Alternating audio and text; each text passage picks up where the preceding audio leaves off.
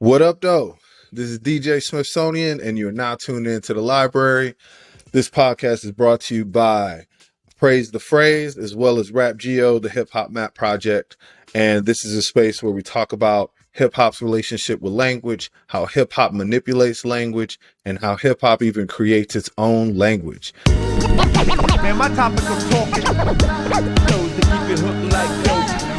Put the ship so hard in these censorship. Damn, God, you're killing me.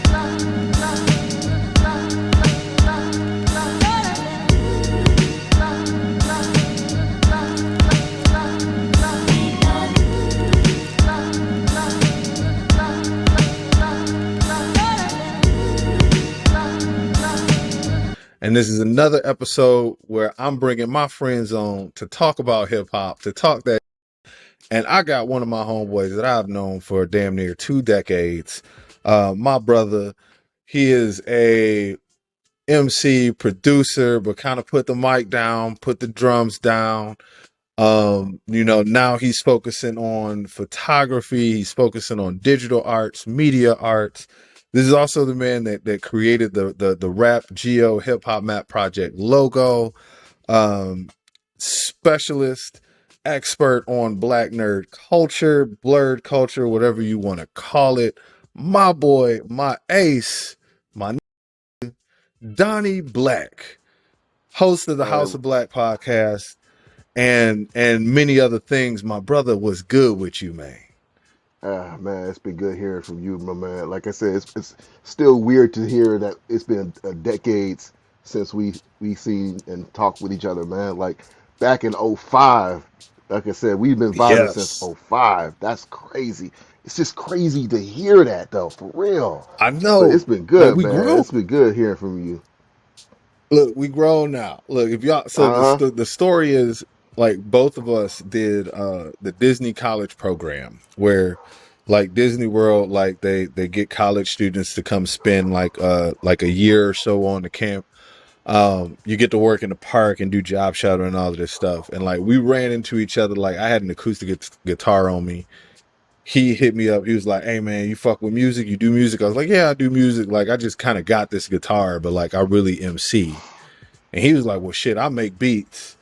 And then that led to us trying to get a bunch of people together to create a mixtape that Oh man. turned out to just be 3 of us on an EP, because everybody that say they about it ain't really about it.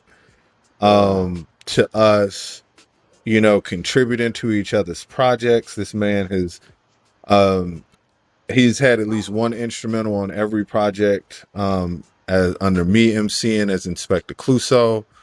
Um, and then just a 2 decades long friendship where we just talk shit about hip hop and we support each other. And I'm glad to have my brother on this show. You know what I'm saying?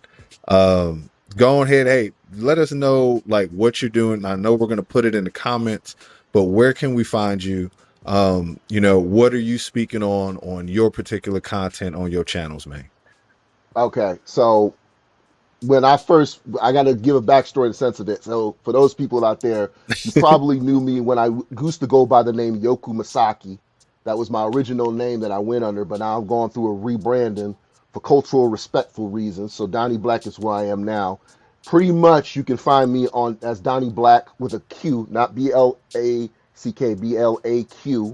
Blaq. And find me on most social media. I'm on Instagram, I'm on Twitter, I'm on TikTok. I believe I also have another Instagram for my photography company, which is my media company, which is Jirai Media. For those who can understand the reference, it is a reference to one of my favorite animes of all time, Tenchi Muyo, which for those who know from the Toonami days should know about that. Um, like I said, sort of put the mic down and the beats down. I've been focusing on my photography arts. However, I'm starting to get people more reintroduced to my musical side of things. So I've been doing a sort of a re-release of most of my classic records of it. I've just released one of the records from my first album that I ever put out years ago, which is on Spotify right now, which is My Dreams. And then I also released, in honor of the anniversary for Scott Pilgrim vs. the World, I did a concept mixtape called Yoku Masaki versus the World, which shall also be available on digital retailers now as well. So if y'all want to know my musical aspects about it, feel free to check that out. But as of right now, when it comes to the photography end of it, I do everything from portrait photography, cosplay photography.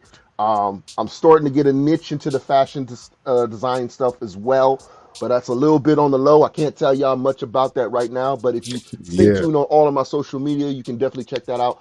I'm still about that music though when it comes to the networking and working with other people and knowing about that crafting and that sense of it. So it's just the mic is down, the production is down, but I still keep relevance with the music and everything in the nerd culture and trying to bring everything into the music and nerd culture from all that. So, like I said, Donnie Blaq on Twitter is mostly my go-to main source of it. Everything connecting from that, including Gerard Media for my photography. So you can check me all up on there. All right, all right. Hey, make sure you tune in, and like you said, we'll have all the links and everything in the comments when this is posted to YouTube. And as you can tell, like there's a reason why I brought this man to talk about like a hip hop Comic Con. As you hear his resume, you know like he knows what the fuck he's talking about. And I wanted to discuss this because, like a lot of times when we think about hip hop, a lot of hip hop listeners are also of that Toonami generation, that Adult Swim generation. And you find like a lot of hip hop heads also watch anime. And then even before anime really hit the States, hip hop had a very nice relationship with comics. Like, think about the Wu-Tang.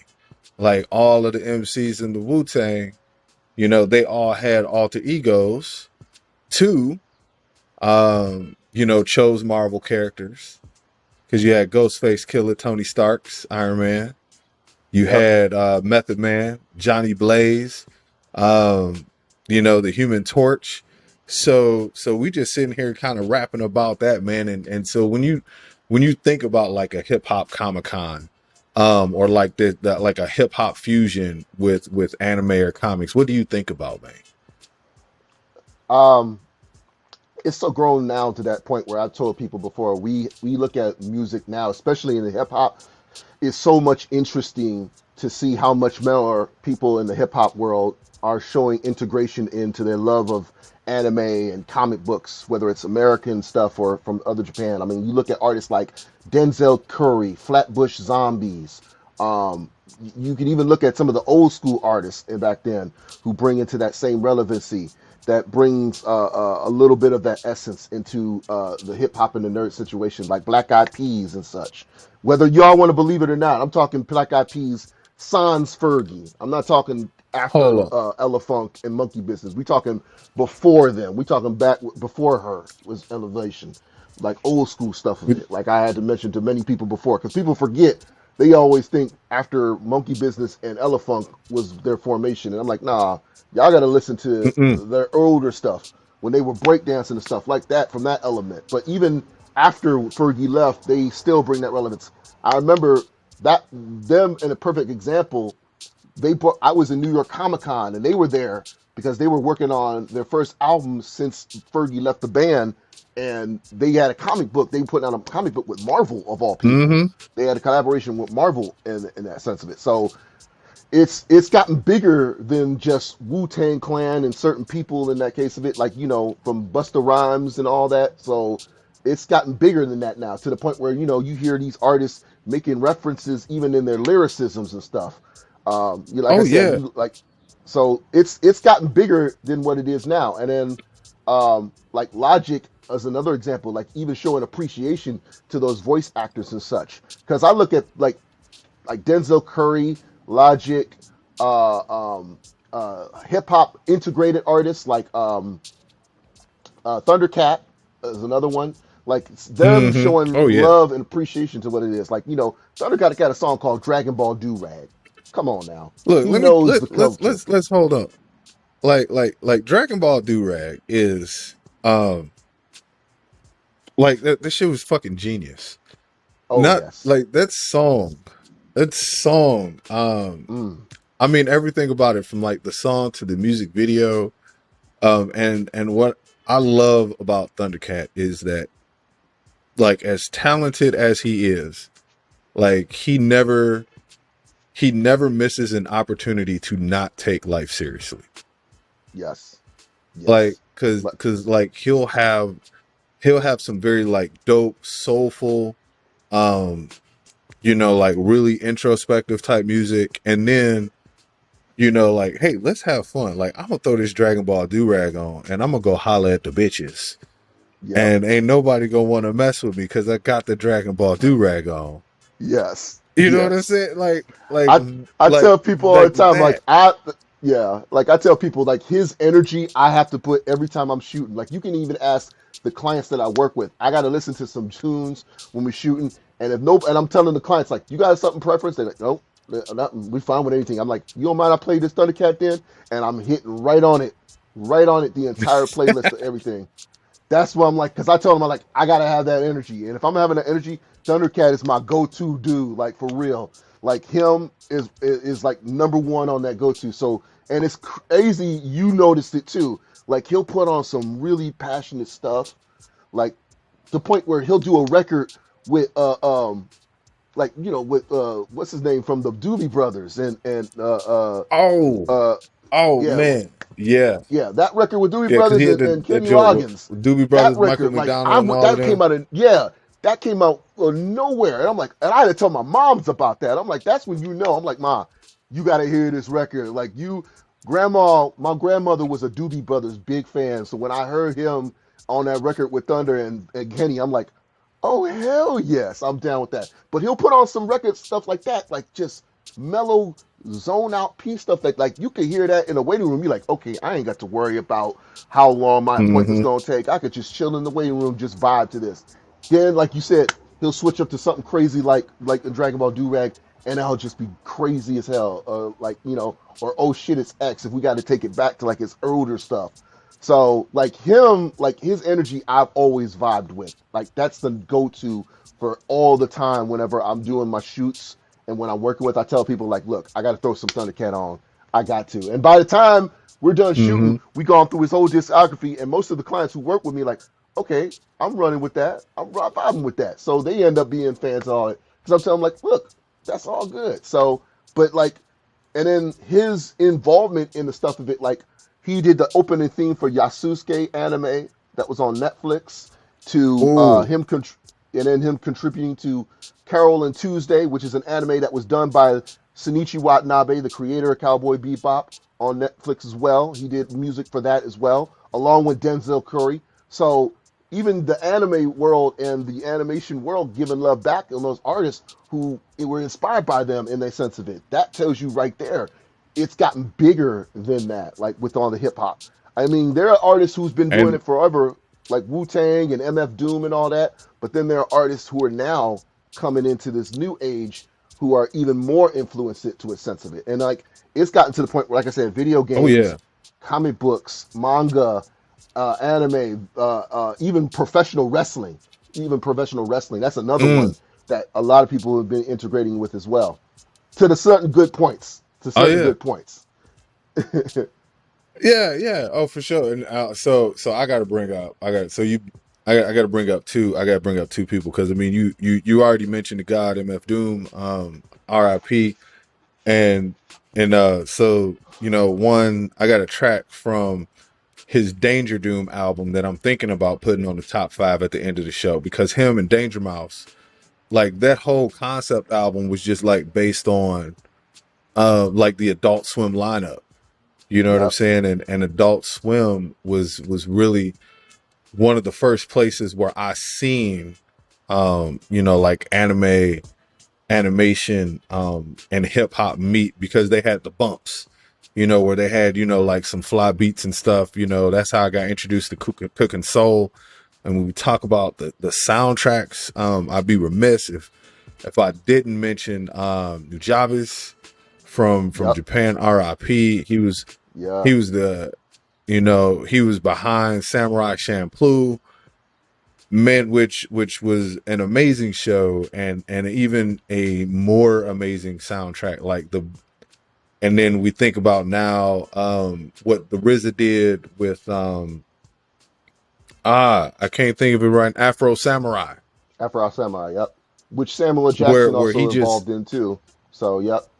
yeah, which he kind of immersed himself in that world and brought that same kind of energy with that hybrid and all of that. But not just let's not just talk about the intersection, like where we make hip hop that kind of matches with it. But what about like source material? You know what I'm saying? Like I'm gonna bring something up because this man that I'm talking to right here. So Donnie Blaq, back when he was making beats, he had a song, and we were talking about this before I hit record. Like he would always send me beats, and there was a beat that I just didn't find the time. I passed on writing to it, and then like he ended up cutting the track to it, and I mean it was crazy. It was crazy, and I am talking about Utada Hikaru, who had a song Sanctuary. And this dude made a beat to it, and I didn't do it. And then when it came out, it went crazy. And the first time that I heard this song get sampled was by the brother here, and it has been since used in the mainstream. But so talk about like how not just about that beat, but like the source material, like the fact that these shows, these soundtracks are so rich in music, and have you used them outside of this? Like just the joy in sampling, you know what I'm saying? Yeah. Well, with that particular record, if I could talk about that particular record and the time of it, the reason what brought me to that memorable situation was uh, when we were at Disney. If I'm correct, and I'm trying to make sure that my lines starting the lines of it. When I first was at Disney, the first year I was at Disney, I believe the second Kingdom Hearts game came out, and her song Yeah. was coming out, and I was already a fan of Hutada because when I came back home from Florida, that after that, we had did this. Utada herself had just gotten some mainstream American attention, but she wasn't getting a lot of push. In fact, she put out an American album even once that didn't do so well. She was signed with Def Jam, and I was disappointed because I'm telling people like y'all need to hit up on her because she's that dope. Her one of her influences was Aaliyah. That was her biggest Mm. influence. She was a huge fan of Baby Girl Aaliyah. I So, so yeah, so I can see that now because she kind of had that wispy voice, yeah, when she was singing, like Aaliyah. Yeah. yeah. So and like I tell people before, like with her first album, uh, that was so much of it. In fact, Timbaland even produced a record on that album, Exodus '04, which I thought was so fucking good. It's a the everything was it's a exact Timbaland record. You hear it and you hear that melody and the drum and like, oh, that's definitely a Timbaland record. It's got his trademark on it, and I'm surprised it went under the radar.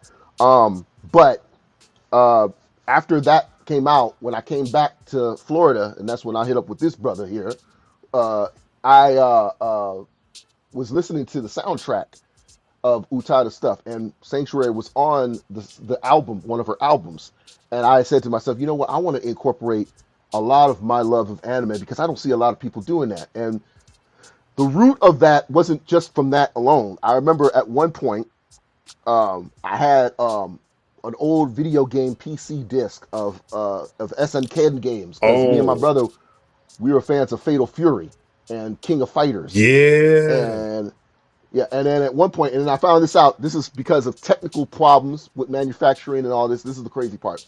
So when they pressed the PC disc back in the day, they would have the audio on there read and written like on regular audio CD. So that meant when you put the PC CD game in your PC, you can play the game. But when you play it in an audio player, you can listen to the soundtrack score of the game. And I think it was a technical misfire. So what I did was is I took that and then I had that within a cassette player that I also had, and the cassette player had this mic that was wired in on the CD that allowed anytime you hit record on the tape player, you Mm. can record off of it, and you can record audio. You can like a microphone. You could use one of the speakers like a microphone. And then I also had a piano, a toy piano that had a drum synth on it. So I started drum synthing with that as a loop while playing the recording on that. So I would play, it would pick up the drums and the melody of the CD of it. So I had literally a beat on a cassette. So I started doing that. And then I said, well, since I got Fruity Loops on my PC at the time that I was in Florida with you, and I was hitting up Mm-hmm. you, I'm like, I need to start working on stuff. And I came up with the ideas. And that's when I was like, what if I did a record sampling Utada? Nobody I seen did that at the time. So I started playing around with it. And that was what came to be Sanctuary, to the beat that I did. And at that moment, I didn't realize if anybody was going to fuck with it or not. Because I was just like, I, I'm the only person here that's like harder than the nerd game stuff of it. So I'm like, I don't Yeah. even know. So I was fucking with it. So I had it on the back burner for a minute. But at one point, I remember that I played it because and I think after I did that record after I did the famous Journey sample that we did together for the record Real Problems that we Yeah. did. So it was after that record, I'm like, okay, I'm feeling the vibe now. And that's when I did that. Because the funny thing is I did Real Problems after we went to a mutual party. I think you remember it, and we were just in this circle. We were all sitting together, just vibing, Mm-hmm. music. Coldplay was playing in the back because they just put out their second their XY album, and we were just hanging up Right. at this Right. party. And then there was a couple of people that we were connected mutually with at the complex that we were staying at. And Mm-hmm. at that time, I had my laptop out and I was just playing all the records and stuff. That same night, I wrote and produced the Real Problems track. And then the next night after I played that with you, that's when I did the And Utada the track. okay, okay. So and that real problems track. I mean, that was just a heater. So we gonna shout out like ingenuity and like making it happen because Hmm. and we actually had a TikTok where we were going back and forth talking about this because it was an interview of Crit and Crit was talking about like using a video game to record and we cut the record. So he built the beat in Fruity Loops, gave it to me, and I immediately needed it. I was like, I need this fucking song. And I wrote Real Problems in probably like 24 hours. Yeah. And then it was like, all right, well, how are we going to fucking record this shit? So we use the PlayStation game, like PlayStation, they had like a mix studio game or whatever. And you could, plug in a microphone where, the controller went. And like we did this record like in the fucking bathroom. Um, and I mean we did and then we just like passed it around, like we just Oh burnt a bunch of man. CDs. I remember like sending it to people on fucking Facebook, and all of that, and just like playing it for folks, playing it on MySpace back when MySpace was a thing and they let you like Yeah. upload your own music. You could just HTML that shit in. um Yep. and I Yep. mean that was just great because like niggas was just making hip-hop for the sake of The making crazy hip hop, man. I know, man. Like the crazy thing is, and I got to give credit to Craig Brewer because if he didn't put out that movie Hustle and Flow, I never would have came up with the idea of let's just record this in a bathroom and take a microphone from a PlayStation karaoke game since Yeah. it's got a USB port, connect that to my laptop. I have my laptop outside like an engineer, like I'm some engineer. I play the beat. You got the microphones connected to it, and we just soundproof the bathroom because your bathroom had two doors, one to go Yeah. in and from the bedroom, and then the other one to go from the entranceway.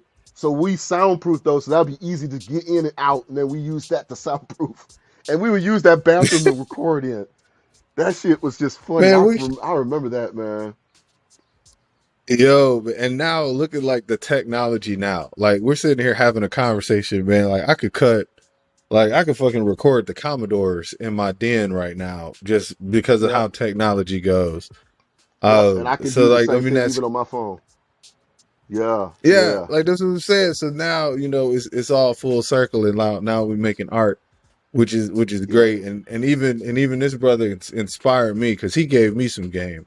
So like what we like to do is we always like to highlight some cool hip hop, and I got like some nice jazzy shit going on in the background. And I would, in this right here, this actually has a Cowboy Bebop soundtrack sample, and I wouldn't even think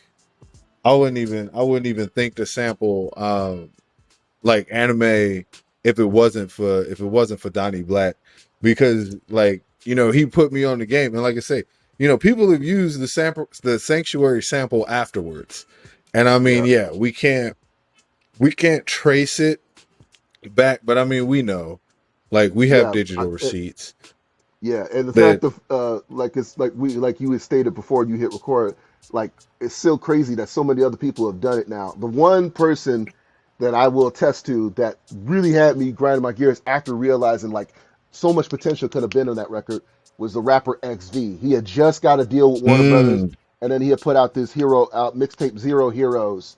I remember that very well because I think he just re-released it recently this year, and he had a track called. And one of my boys from college told me, he's like, "Hey, you heard that XV record? It sounds a lot like your sample." And I'm like, "What record you talking about?" And he puts me on, and he has a record called "When We Done," and I hear that sample Sanctuary. I'm like, mm. "Damn, I'm mad as hell that this dude killed it on this beat." And I'm like, "I really wish somebody would have wrecked on mine.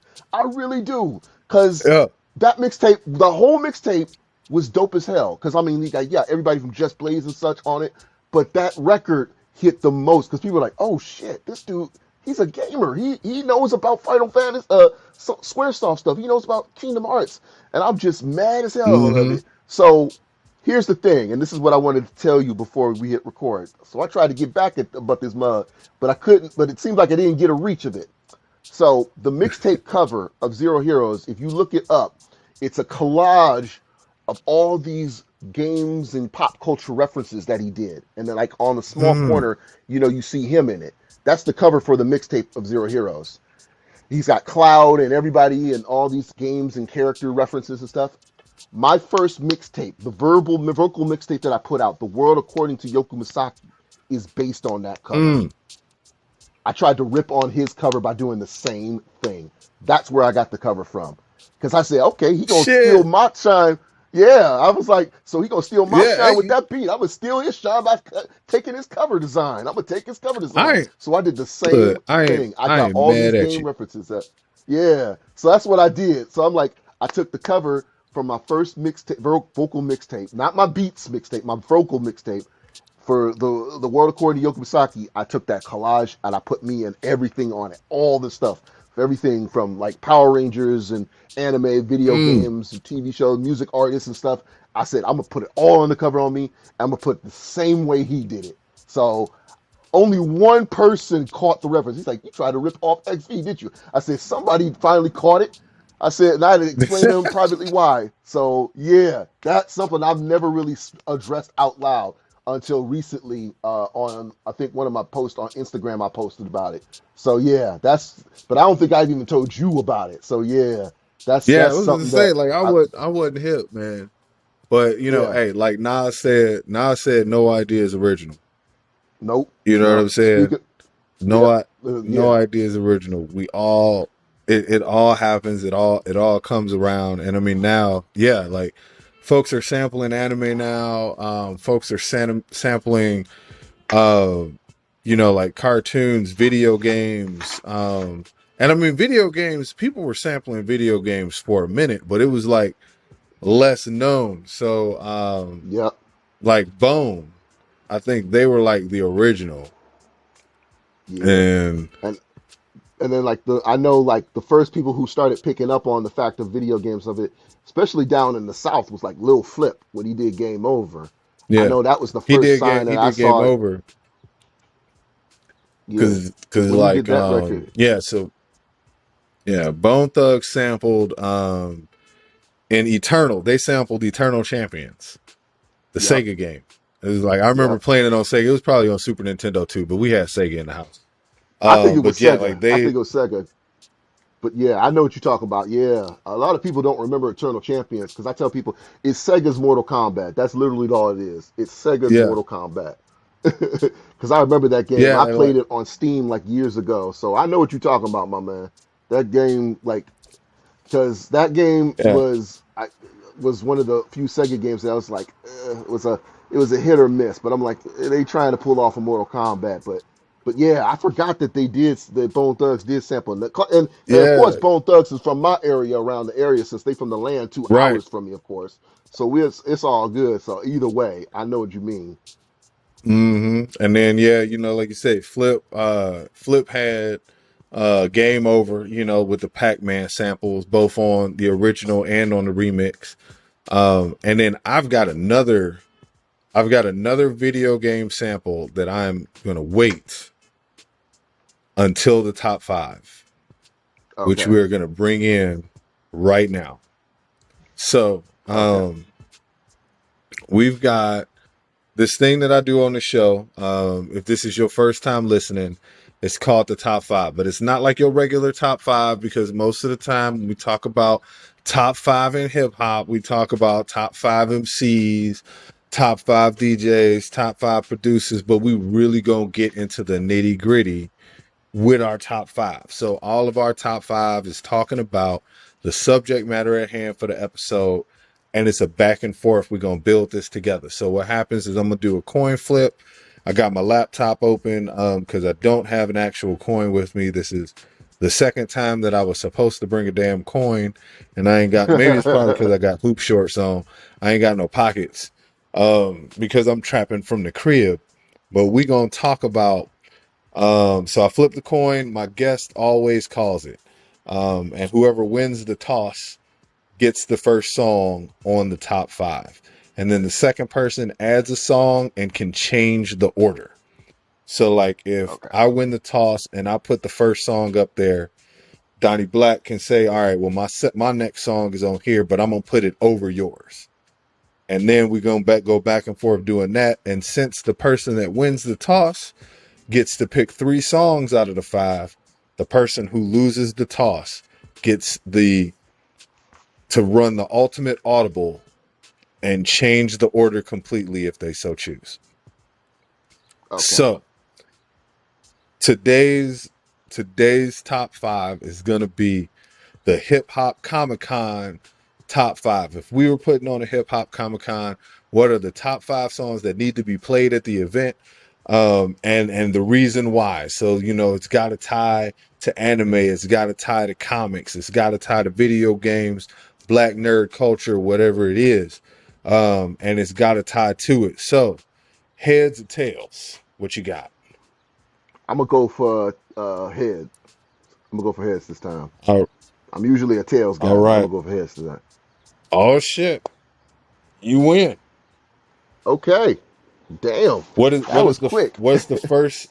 Hey, look, man, the internet is fast. You know, this is Okay. Okay. I see how so this works. so. What you gonna put on the top five, bro? Okay. So if I gotta put the first record on here, It's gonna be a deep cut for me because I've been rocking with this dude since I met him back in 2015.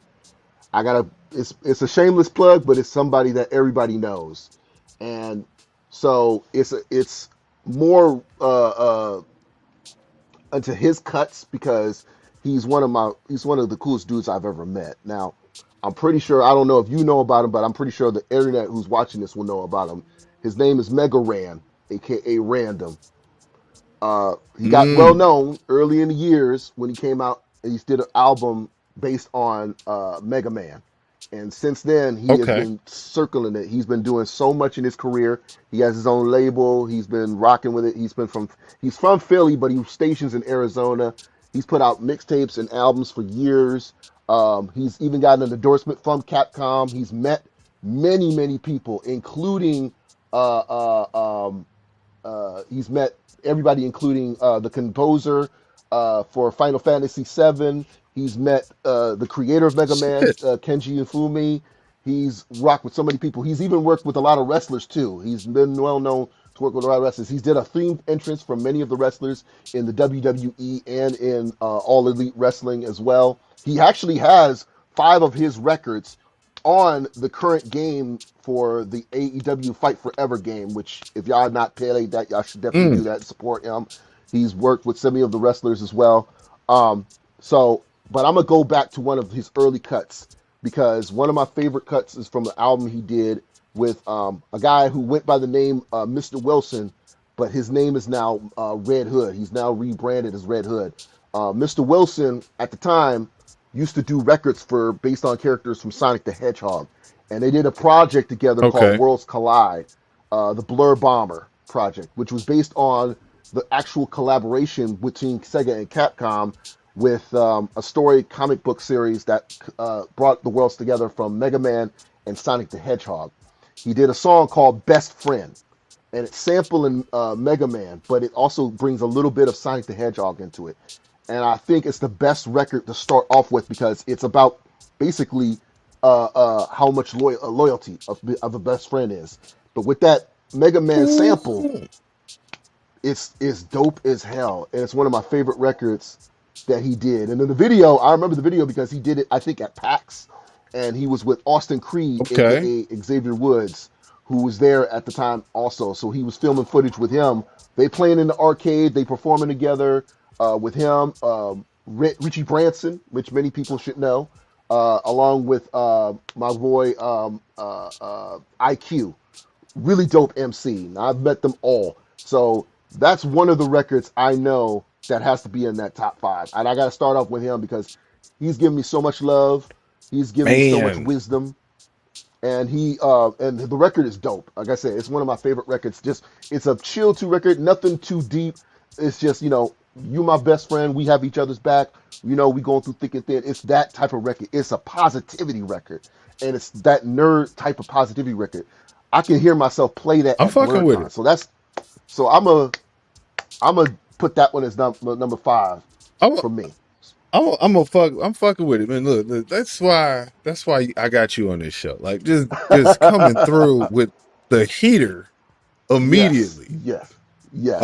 And I So I I had a got chance to work with him too. So yeah. I got a deep cut. I got a deep cut that I'm gonna add for mine. Okay. Um, so there's a song that features, and I'm gonna put it at number 2. So I'm not gonna change the order. But this song, it's an Eminem song. It features Eminem, J Black, and Master Ace. So it's a song called Hellbound, and it was on a compilation album called Game Over in 2000. And this song Hellbound, the reason why I chose it is because it's one of my favorite songs of all time. So I found this song back in high school when we were downloading music outside of the commercial music experience. I'll just say that. I'll just say that we were utilizing the internet to acquire audio. Yes. And this song, when you put it in the search, it came up as the Zelda rap mix. And so it's Okay. like, well, what the hell is the Zelda rap mix? And it's like Eminem Zelda rap mix. So I type it up and I'm like, all right, so what is this? I'm gonna listen to it. Cause I mean, like you say, this is like 99, 2000. Like Eminem is, of course, he's hitting MTV at this time, but I'm from Detroit. So we already knew about Eminem, D12, like Fat Killer, Slum Village, like all of these Yep. Detroit MCs that were like the foundation of the Detroit hip hop that I grew up on. I mean, and Of so like course. this Zelda rap mix, and I download the track. The track is hot. It has absolute nothing to do with Zelda. The sample is a Soul Calibur sample. Oh shit. So it samples the theme from Soul Calibur, which is if you ain't played it, it's one of my favorite fighting games of all time. Yeah. So I Yeah. had to add it because it's a deep cut. So I'm gonna put that at number 2. So Okay. I'm gonna pass the mic to you, man. What you got? Okay. So I'm gonna put it number 4, because it's an anime reference of it, but it samples anime, but it's a song that many people didn't realize, and this is a deep cut from me. So I Mm. know you probably observed this, but other people don't know this. I once associate myself with Tech Nine in his street team at Strange Music, and Mm-hmm. one of the early records that I used to listen to when I first got on, because there were three albums that made me officially a fan of Tech. The first one was Absolute Power, then it was KOD, and then Ever Ready. KOD made me a lifetime Tech Nine fan. But what made Ever Ready get my attention to be like, okay, I will listen to him. He had a record on there on Ever Ready. It's a song called The Rain. And you're going to like this too. It samples the church melody that was used in the fight against Vicious on Cowboy Bebop. Ooh. That cathedral record, That that got cathedral record that is on got that. Yes, that got sampled me by in the Tech feels, sampled it. man. Yes, That that got me in the melody. feels. Yeah, anybody who knows that cathedral fight scene with Vicious and Spike Man. knows what record I'm talking about from Cowboy Bebop. Tech was the first one to do it with that record. And when I heard that Ooh. record, I told Tech, I said, "You know that's an anime, right?" He's like, "No, I never heard of it." I said, "You need to listen. You need to watch it." And he's like, "I never knew that." I said, "Dude, you just got a huge boost from nerds like me for sampling that record on a record you did Dude. back in 2000." And I'm bugged at that record. And the song is about, it's just about his love of his daughters. One of his daughters' names is Rain, and that was what the song is. It's about his Mm. love of his daughters. So that's all that the song is about. It's about the love that he has of his daughters. But the song has the rain in the words, and so that was enough that I believe Michael Seven Summers is the producer, because I know Michael Seven because I've actually talked to Michael a few times. Michael is the go-to guy. He is pretty much what Hit Boy Mm-hmm. is to Nas right now. He's produced every record that Tech Nine has done over the span of his decade. So any record that Tech has done that has gotten like any master attention, 90 out of 10, Michael Seven Summers did it. Michael knew about the anime. He's like, I never thought Ooh. anybody would catch that. And I was like, hell yes, dude. He's like, yeah, I'm a big anime fan. So big shout out to Michael Seven Summers who produced that record, because he's the one that sampled it. And when I heard that record, I had to hear it back because I'm like, that's Cowboy Mm. Bebop. I know that record. So I'm gonna put that one on there. And like I said, it's the message is just a simple record about his daughters, but that sample used so damn Shit. well. It's so fucking crazy. I'm like, I've never heard anybody sample a record like that, and no one knew about it. And I've told a lot of people, and many people didn't catch it until after I broke it out Mm. about it.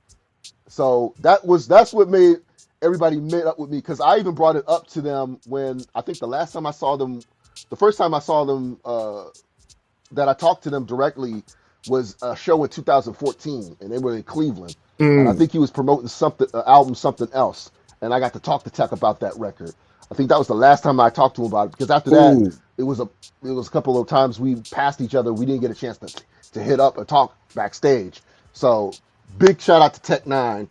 But yeah, I'm gonna put that one on the next one on number 4 for me, because Shit. while Whew. that record is still, like I said, the only reason why I'll put it down and not put it past yours is because while that sample is fucking dope, it's still the difference of the message. The message of him and his daughters doesn't really Ah, resonate yeah. with the con thing. So like if you hear a record about some dude from Kansas City with his kids, like nobody gonna pay attention. But you hear that melody from that church scene of it, like, oh shit, when somebody points it out, you'll hear it. So that's the only reason why I'm gonna put Now it I down gotta, below. But yeah, you gotta hear that man. record. The Now I record gotta, so The Rain I gotta by run Tech it. Nine.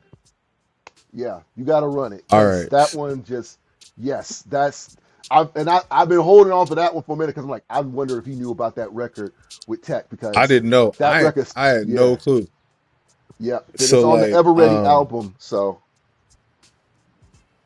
shit. Look, I got. So I obviously have one choice left, right? okay, And after we finish this list, like I'm gonna bring up like some.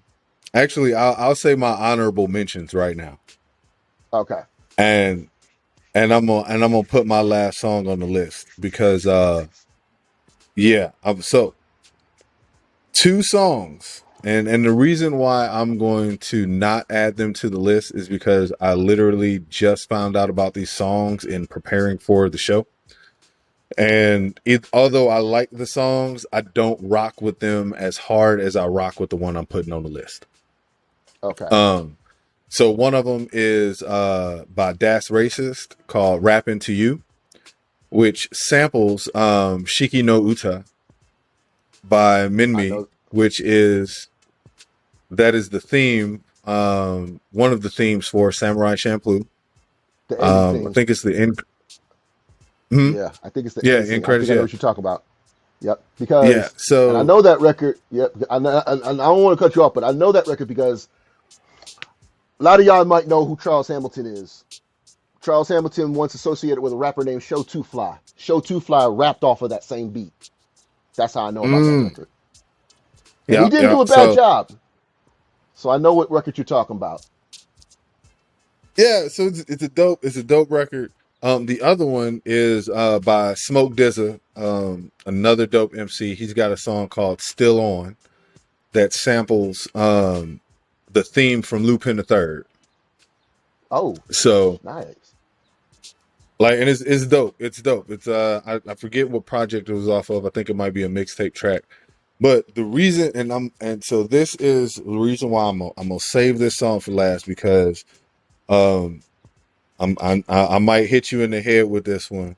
I know you're gonna feel me Okay. on this one, bro, because I chose this because of the Batmans. I chose it because of the fucking Batmans. Um, Okay.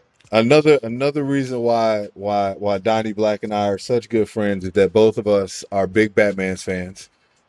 If you Yeah. can't tell, like I've got on my wall behind me Yeah, I the see Bat it. I'm Dance, eyeing right the at it.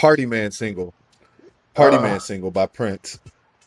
and But I'm mad that you this have that because I want that vinyl so fucking bad, and I have the CD version of it, and I've really been looking for that vinyl for years. I'm like, you got the, and it's not just the single. It's not just the soundtrack. It's that single because it comes with the video mix, which is the version look, from the music video with Candy sax in that vinyl, which is not on the original record because the original record was just cut short.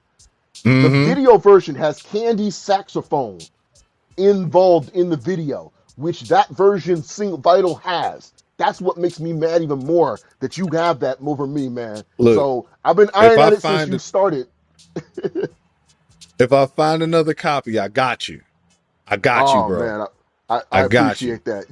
I already got like I said, I got a few artworks from some of the comic creators of Batman on my wall right now. The latest from an artist named Babs Tarr, who's done a couple of stuff for Batgirl, and then I got like a whole smorgasbord of like art and stuff from J. Scott Campbell, Jim Lee, Todd McFarlane. So I got Mm, plenty of stuff on that. So I need something for that wall. I need something for that wall. So you give me that vinyl, man. Oh, I'm definitely doing the same. I'm framing that I mug and got I'm you. I'm hanging it there. So yeah, man, I appreciate that if you did. But yeah, I've been looking for that vinyl for years, and it's just I can't. It turns out I can't find it anywhere around here in the Midwest area. It's just hard as hell to find that. So yeah, I but figure yep, out where I we got it. I get I So but yep, but Batman is our thing, dude. Like I done seen the last one like 4 times. The Matt Reeves version, it's on there. So yeah, it's already a true thing so about Batman. so I'm gonna throw and this is a couple movies ahead of this one. Off the Batman and Robin soundtrack, Bone Thugs, Look Into My Eyes. I knew that was the one. I knew that was the one. I knew that was the one. I said there was 3 songs. The moment you said Batman and Robin, I said 3 songs, and it's the only 3 songs I tell people. Bone Thugs, Look Into My Eyes, the Yep. beginning of the end of the beginning by Smashing Pumpkins, which is the same one that they use for the Watchmen trailer, and Mm, and of course Gotham City by R. Kelly. Those 3 songs are the only ones that on there. Because I tell people before, like with some of the soundtracks, the last soundtrack. That was the last soundtrack that I listened to from like front to of knowing that case of it. But Look Into My Eyes by Bone Thugs. Yes, I feel you on that one. We are at the last song of the top five songs to be played at Hip Hop Comic Con. What you got? Last song on the I list, gotta. bro. This one is the most important one because, and I gotta put a backstory on it. And you know this one too, and I'm pretty sure you know this one. And it's opening theme, New Jobbies, Shingo 2, opening theme, Afro Samurai. I mean, not Afro Samurai, Samurai Champloo. That has to be number one. My first experience of knowing how Oh, powerful that song is. Youmacon is a. I'm pretty sure you know what Youmacon is because it happens in the D. It's a convention that goes to the D mm-hmm. every year. Halloween time, I go up there. My boy Mega Ran's there. He brings my boys Kadesh Flow, IQ, Shingo 2 performs there. He got his DJ. He's playing some of the cuts that he's done with Nujabes. Now, if you know who Nujabes is, you know who Shingo 2 is. He's the MC, the Mm-hmm. only MC who can cut a good record lyrics with Nujabes beats. The only person I can see. Dope as hell, lyrics as hell, legend as well as Nujabes. He is what, like I said, he is what Ooh. in Gangstar. He is the primo to Guru. That is what 100%. So he's Yep. playing all the cuts and he's picking the last record. You hear that boom boom boom. Man. Everybody's off of their damn seats up to the stage. We singing the lyrics together. We know the words for words. Everybody's singing it like it's ridiculous. Like there was not one seat in the house that was full. Every person from the seat was out in the front, hands up, waving, Mm. singing the words. Everyone knew the lyrics. And then to make it even better, all the other MCs who were there, my boy IQ, my boy Kadesh, Mm. Regaran, a dude by the name of Substantial, an MC named Substantial was there who was performing as well. Two other dudes who were just there who were also MCs who got up on the stage. They did it, turned it into a cipher. That Oh shit God. was bananas. That shit was bananas. It was Man, so look, damn look. I that I'm just kicking. I'm kicking myself right now, and I'm kicking myself because as many times as you came up to the D to go show up for this, and you didn't hit me up and was like, "Yo, I'm in town. This is what I'm doing. This is where I'm at." And uh either either like I'm out of town for work, or I had like another gig going on because I was still active as a DJ at the time, and like I just never linked up with you. Um, and now you telling me stories like this, like the fucking like Battle uh Cry Cipher. Like, are you serious? Are you yes, bro. serious right now? Battle Cry. I'm mad that I didn't Ah, record it. It was unbelievable. They turned Battle Cry into a ah, cipher, and it was fucking dope. And Shingo in there just hyping ah, everybody on, passing the mic, and everybody just like, some days, some nights, some live, some die for the waves of the battle cry. And everybody mm, just, not one person did not know the words. mm, Not one person. It was godlike, my man. I man. swear, it was like moment. I'm like, I'm so glad I came. It was so fucking Ooh, dope. Like, I still ooh. pinch it myself at the moment because I said, I can't believe I'm hearing this Shingo on stage performing Battle Cry with my boys in the mix. Everybody here knowing the words. Some of the people I know who come in here to the D know the words. We all singing the words together. And the only person that's just missing, like I said, is other than you, is my new job is. Like, I swear he'd be smiling right now knowing how impactful that record is. And you can Mm. play that, I guarantee you, no matter what con you go to, everybody who knows how impactful that record is is they'll know the lyrics to it. It don't matter what con you go to. You go to Anime Expo, you can go to Yeah. Crunchyroll Expo, you can go to San Diego Comic Con, you can go to Japan Expo. It don't matter what con you go to. You play Battle Cry. There's not one person who I will say doesn't know the words. You don't even have to be a hip hop fan to know that record because of how much impactful Right. that record is, Right. and set the groundwork for other anime to incorporate hip hop, especially on the samurai ends of it. Like you look at everything from Demon Slayer to Yasuke, because like I said, Hmm. Yasuke set that help was made was because of Shampoo. Because who would ever thought Flying Lotus, the god DJ and producer he is, would involve Woo. himself in an anime about a black samurai? And my boy, Speak shout on out it. to my boy Speak on LaShawn it. Thomas, who produced that show. I hate, and Thundercat, who also did the opening for that show. Like, I still pinch myself on the fact that that even exists.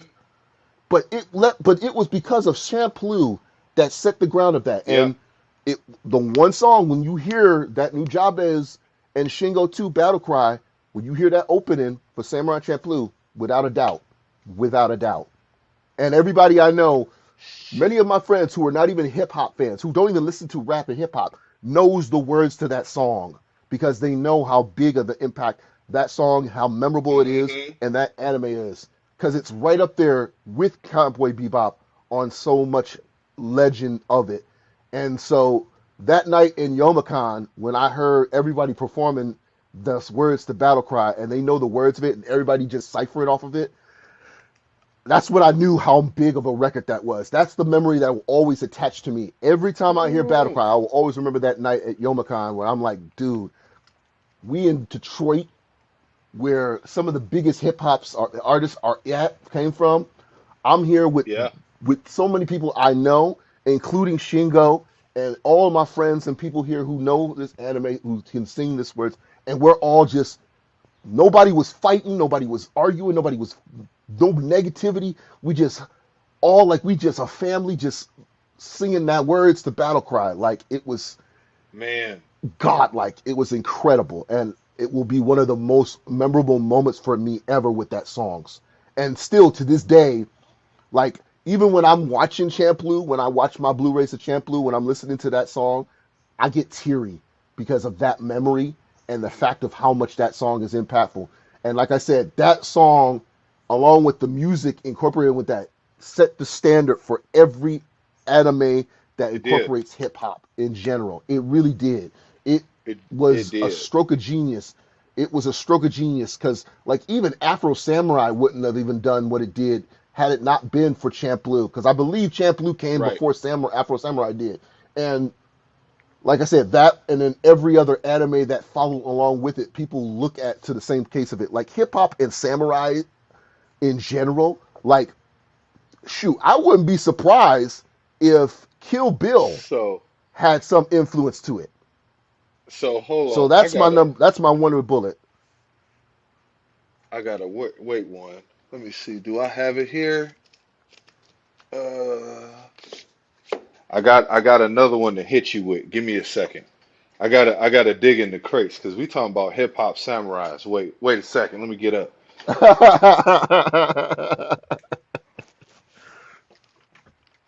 Oh,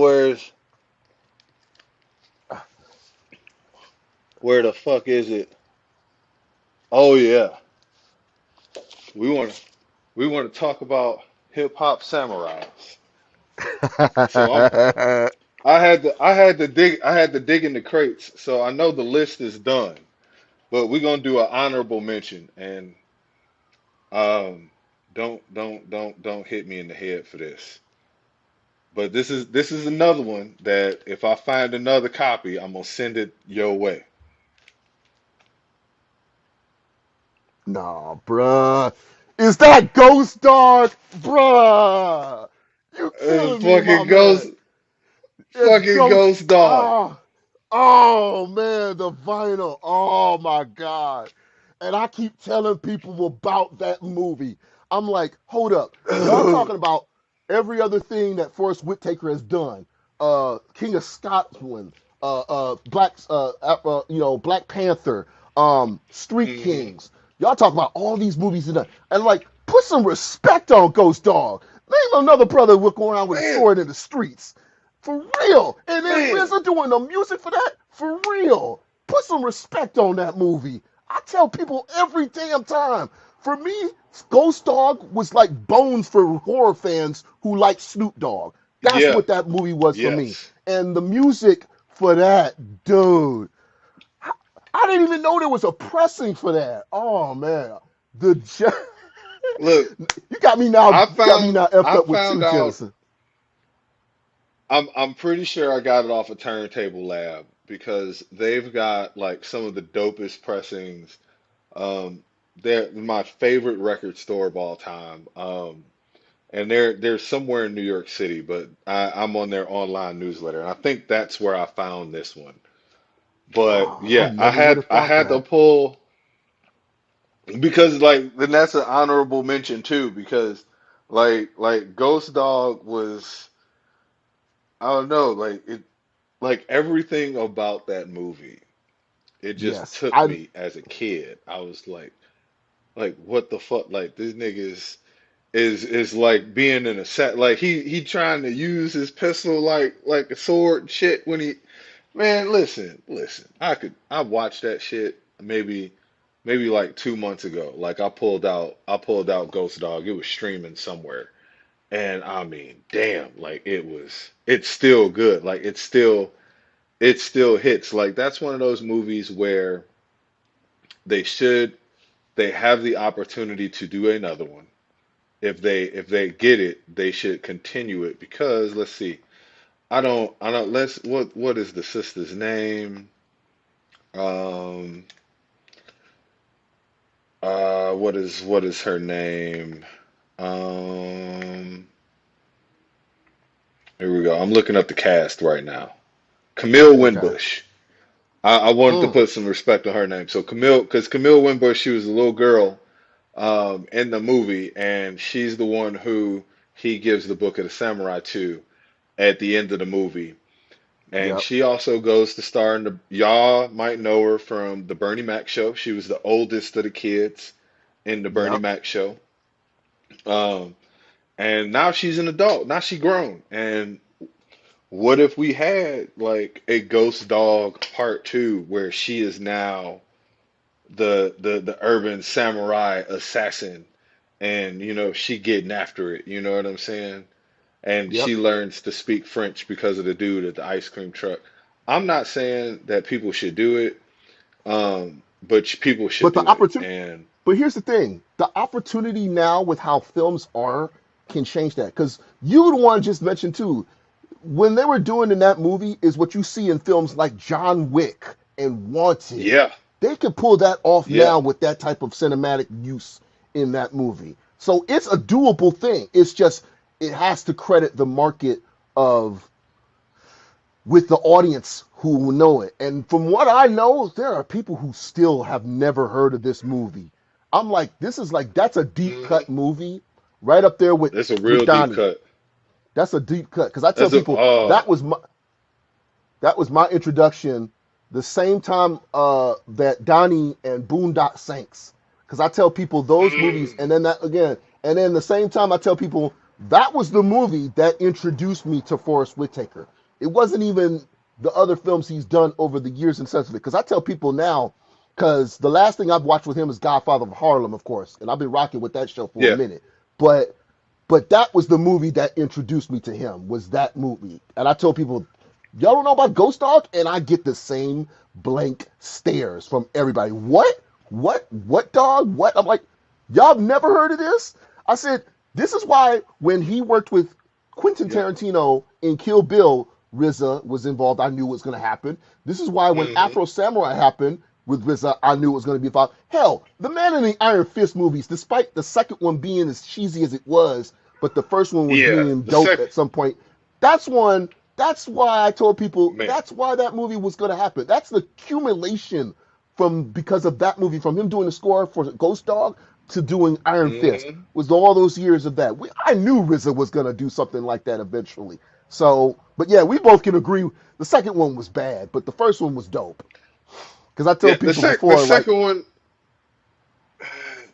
like I yeah, don't I know. know. I don't think it needed. I don't think it needed a second one. Yeah, It was I one said of the those same movies thing. that like you don't need a sequel. And Yeah, you know what? And I think, maybe we have another conversation about hip hop and movies. So I'm gonna do a shameless plug to my sister, Miss Petrino. She is also on the Praise the Phrase network. She has a show called What We Watch, where and she has a show called Cite the Scene, where um, they discuss film, they discuss movies, TV, what's popping, what's hot. So I gotta shout my sister out, and we might need to do a little collab. Like who knows, to talk about like hip hop and movies, hip hop and film, and where does Man in the Iron Fist, and Ghost yeah, Dog like sit on the stack of like hip hop yeah, movies because a lot of times when we think about hip hop movies, like we think about Above the Rim, we think about Menace to Society, Boys in the Hood, like Hood, Baby Boy and and yes, stuff. those are Mostly Baby Boy, Singleton stuff. So yeah, those are hip hop movies, but like Ghost Dog is a hip hop movie too. yes, yes, Is absolutely, absolutely. so Just like I tell people, Biker Boys was more of a hip hop movie too. It's just disappointing it didn't come powerful with the music end of it because of the fact of it's yeah. lackluster on it, and it focused more on the story and everything on that end of it. But it's rare you Yeah. see a movie about import sports and street sports, vehicle sports, and you see it on the black hmm end of things. Because I'm like Eric LaSalle being in it, even for a brief minute, was dope as hell. And Torque for what that was. Like I tell Oh people, yeah, like yeah. it's more like Fast and the Furious. Like it's not just Fast and the Furious. Fast and the Furious set the standard, but those movies could have had things on their own too. But it had a hip hop ends of it too. Because I had to tell people on the ends of it, like Young Bloods had such a boost because of Torque. Torque, because people wouldn't know Mm, who Young Bloods was if it wasn't for Torque. Torque helped them out a yes. lot immensely because of that movie. So I'm like, because the first thing you think of when you see that movie along with Triple X, you're like, oh, Ice Cube's gonna get involved in it with the music. We already know that. He even in the movie is gonna get involved in it. No, he had no involvement in the music whatsoever. He stuck on the hmm film. That's what we're like, okay, he really trying to be an actor, not trying to be a hip hop actor. Because most hip hop actors will involve themselves in both the music and the movies. And Yep. Cuban Cube, Ice T, LL, Snoop, they all turn to the point like, no, you'll do the music yourself. We'll just hold it down on the film end of it. So, but back to like Oh, Iron so I had to. Fist. Yeah, no, I was gonna say I had to pull the soundtrack because I was like, yeah, I know Young Bloods was on it, but what track? And it was Lean Low. Lean Low. It was Yep, I remember It was Lean because Low. Yeah. I remember because that movie, like I told people before, I'm like, I forget that movie. And it's out of field. The reason why I know the movie, because of one actress in the movie that stuck out the most to me, and that was Jamie Presley. I never really found Mm, her attractive until that movie. I'm like, okay, for her to be a bitch, she a likable looking bitch. okay. And Okay. I'm like, yeah, because a lot of people are like, wait a minute, you don't like the lead hero's girl? I'm like, no, I like the bad girl. I like her. She fine as hell with all that the blonde hair and the lipstick and how she's talking passion. I'm like, I'm sorry, I like her better. I don't know why. And then I find out that's the chick that on Joe Dirt. I'm like, that's her? Yeah, yeah. To Yeah, that's Joe the Dirt. Yeah. cheerleader and not no. Yeah, and that's the chick from Not Another Cheer movie. I'm like, Not Another Teen movie. I'm like, what? That's the same girl? Uh-huh. Yeah, everybody telling me this. I'm like, that don't look like her. She don't have no southern accent. So yeah, but no, that was the reason what made me remember. And then the soundtrack, the first thing came in my head is okay. Ice Cube's got to have a banger. He's always coming with at least one banger for the album for the movie. Nope, not one record. Nope. All different artists, and then Ling Low with Young Bloods. I already own Drinking Partners album, so I was already So rocking with that album. I was fucking with Young Bloods with the Against the Grain album. Yep. Uh because Uway was the first single, and I got another episode that I'm planning with my boy Bosco the Saint. And we going or I might bring somebody else on. I might bring a vocalist. I don't know. but like 85. So like I want to do an Yeah. episode on like best like sung hooks in hip hop. And 85 is almost a near perfect hook. Like 89 out Yeah. of fucking 100 hook. Yeah. I So could definitely. but man, like Torque, that just I forgot about all of that. And I mean Yeah, bro. we Because and I bike was. life is important in hip hop because we talk about like the Rough Riders, but we also talk about like Meek Mills and his crew. Yeah, in And Philly, bike the life bike. is really important in hip hop. Like hip hop has a very significant space for, motorcycles. Yes, yes. I tell people that all the time because we here in Ohio, we got a street team, biking street team that's around here every over often too, and a couple of bike gangs around here too. So we still Hmm. have that within the Midwest area too. So it's still deep rooted. That's why I tell people like that's the one thing I know out of many small things we still can connect with the bigger cities like in Missouri and in the New York and Hmm. shit that we still have in the case of it. So I know that when movies like Torque came out, Biker Boys came out, I was deeply into that. Not to mention, my old man was deeply into that bike culture as well because he was trying to get himself a bike at one point, and I'm just like, well, you know what? If he's in that bike, I'm gonna learn to get into that nature too because I'm invested into it. But yeah, Torque was one of those was like it's rare to see that, and then Q being in it was Hmm. just made me interested into it. So knowing about that and then Triple X, like I said, those movies I was like, okay, Oh I can yeah. see those being in there.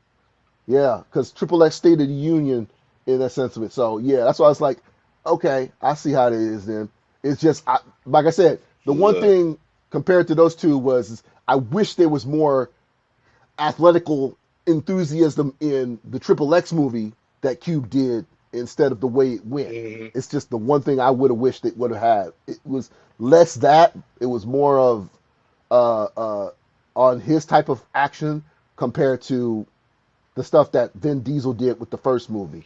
But yeah, Yeah, but no, yeah. but back to the main subject of like hip hop invested in the samurai.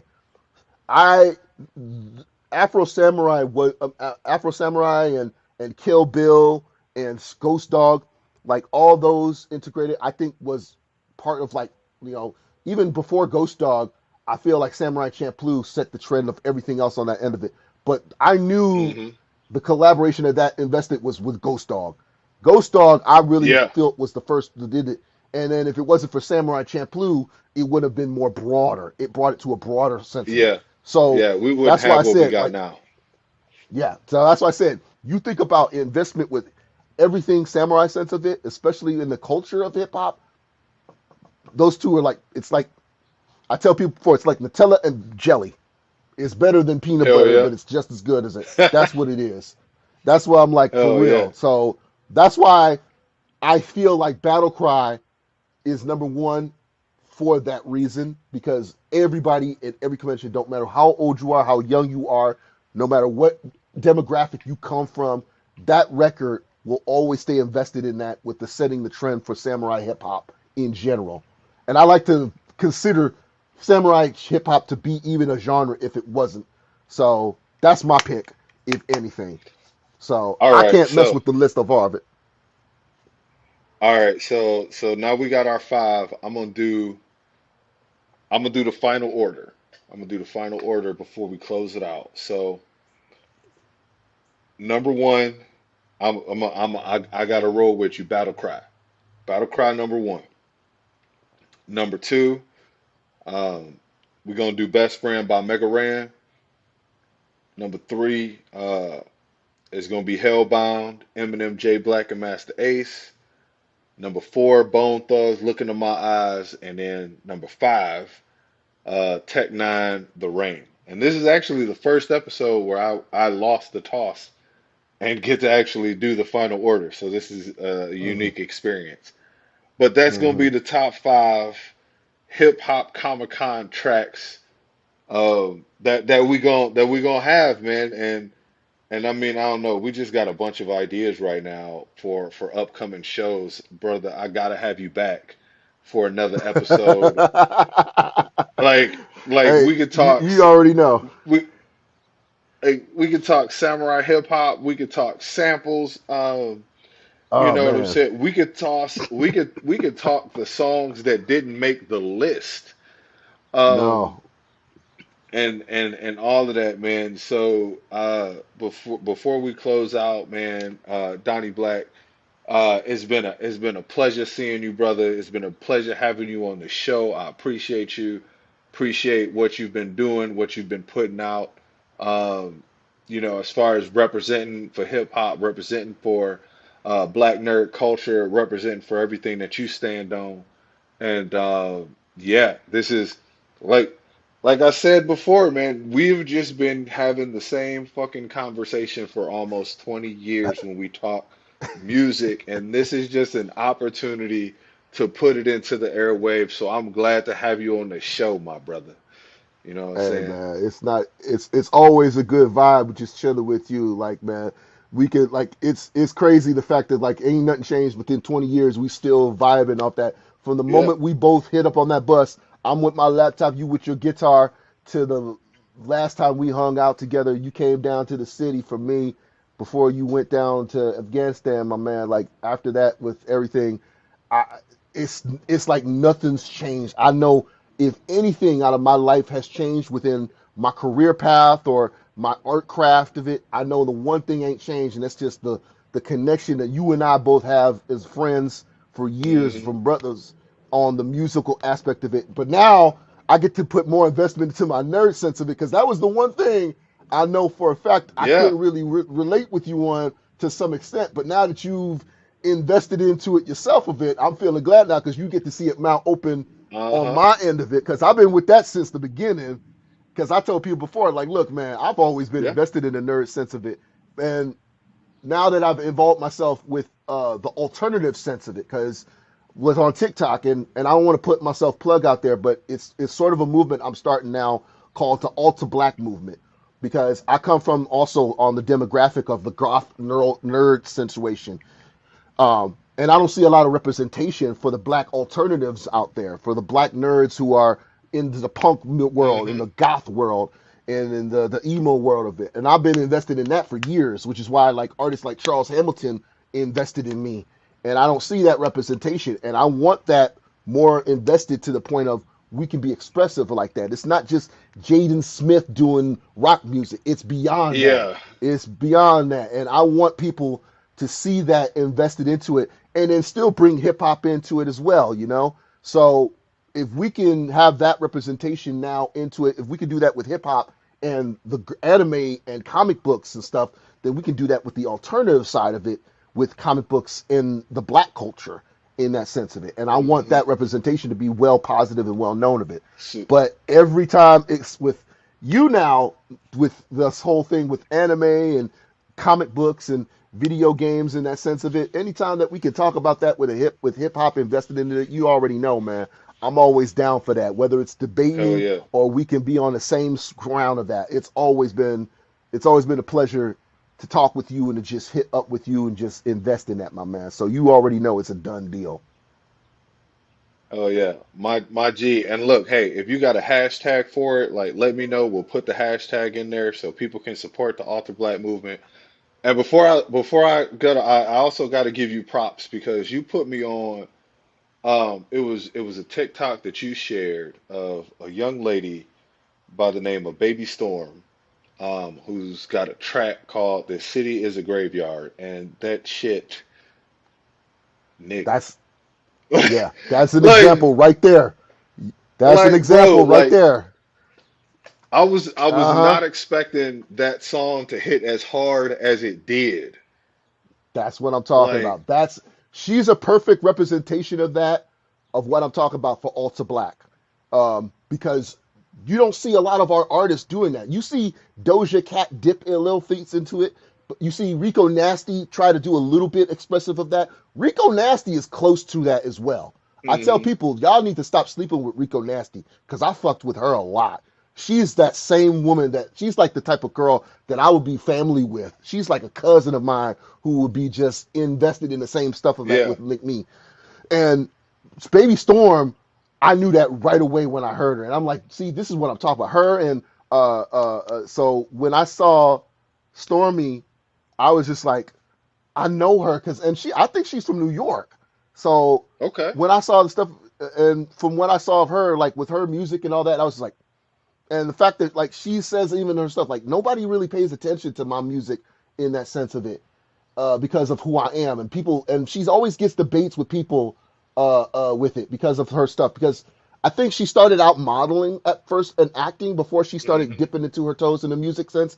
And then once she started putting music out, people started judging her because of the alternative stuff. And I'm like, Mm, this is why I need to make that representation, because people thinking, yeah. oh, you're just dipping into our culture, but it was in rock and roll. I'm like, you don't remember the fact that people like Chuck Berry and everybody in the Yeah. black blues Facts. came to start what made rock music what it is. Y'all seem to forget that. So when she did Rock and Roll is Black, I was like, we need this record. We need that type of record. So I definitely had to put her on. So when I saw her, I was like, you're exactly that representation of Ultra Black that I'm trying to help people spread and know. Because I've been working with all these bands from the years, and with the exception of like a black lead vocalist, we don't see that investment of black bands in the Hmm. alternative rock music world that we don't need to much with. Because I had thought the closest was Nerd with Pharrell, surprisingly, Yeah. with at least the first album. But even his band evolved after that first album. So that's why I was like, we don't have that representation. We see the hip hop involved in it. We don't see the representation other than a black lead. So when Yeah.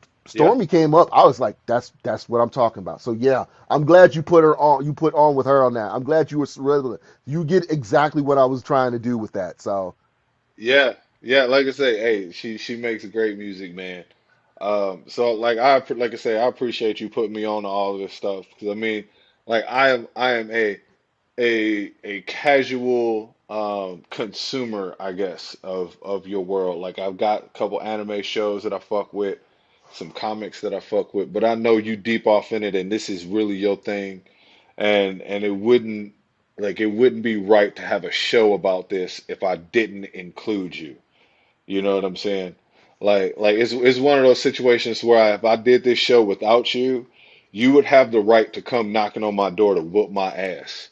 You know what I'm saying? Cause it's like, yo, like you go do the show without me, like, and I'm the me. You know what I'm saying? Like that's what. Hey, So I just want to say I appreciate you, bro. We're gonna go ahead and close this one out. Everybody, make sure you follow my brother Donnie Blaq on all platforms.